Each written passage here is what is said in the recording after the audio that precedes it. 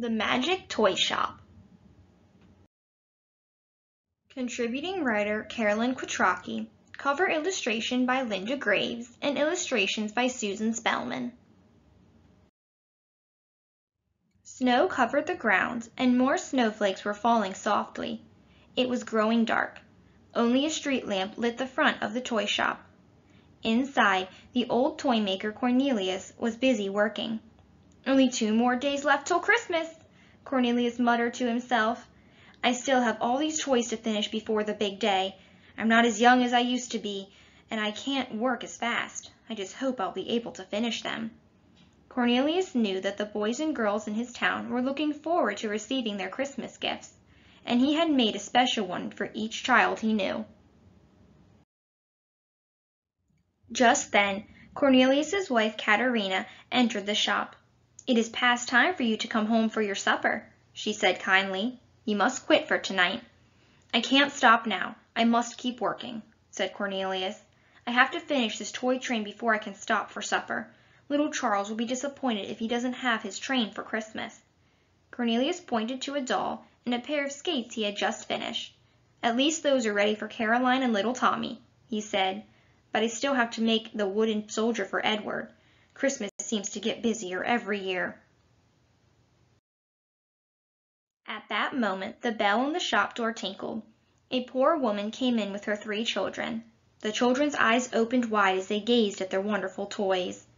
"Look at that toy train," said the oldest boy, Peter. "How I wish I could have it for my very own." Lisa, his sister, smiled shyly at the beautiful princess doll.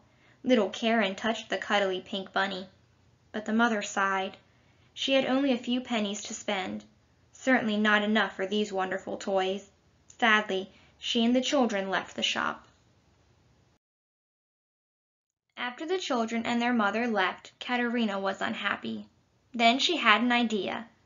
"Why don't we give the children the toys they want," she said, "as a special Christmas gift, even if they can't pay for them?" Old Cornelius shook his head sadly. "I wish we could, but those toys are already promised to other children, and I have no time left to make any more." So Cornelius carefully put all his tools away. Then he and Katerina closed the shop and went out into the snowy night. After Cornelius and Katerina left, the toys in the little shop suddenly seemed to awaken and come to life. They began talking among themselves. They had heard and seen the poor children wishing for Christmas toys.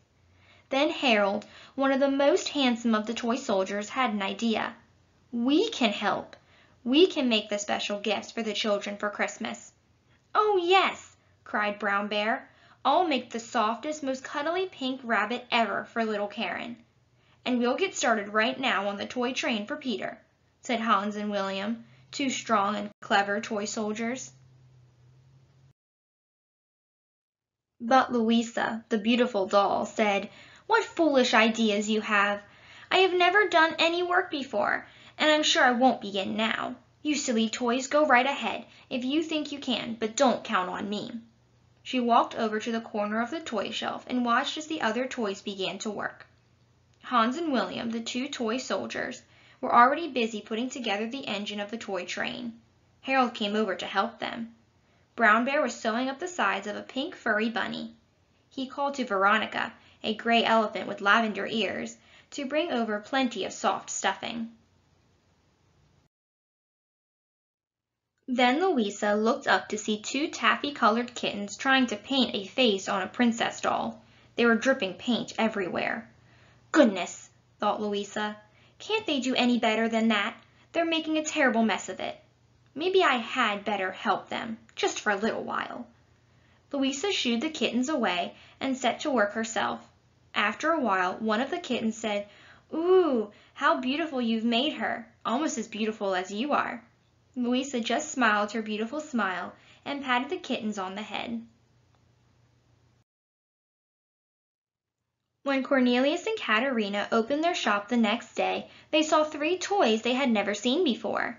There was a train with a tag that said "To Peter," and a princess doll with a tag reading "To Lisa," and finally a pink stuffed bunny whose tag read "To little Karen." "Where did these come from?" Cornelius wondered aloud. "I can't understand it. Something magical must have happened here.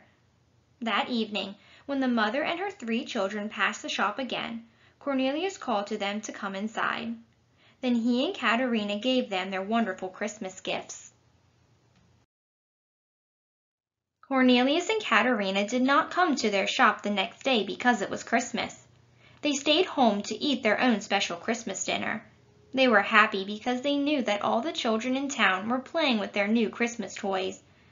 But the very next day, when Cornelius came to his toy shop, he took down the sign over the door. "What are you doing?" asked Katerina.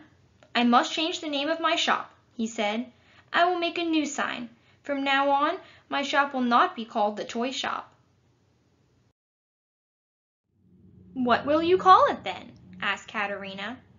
"Because of the magical thing that happened this Christmas," said Cornelius. "From now on, my shop will be called the Magic Toy Shop."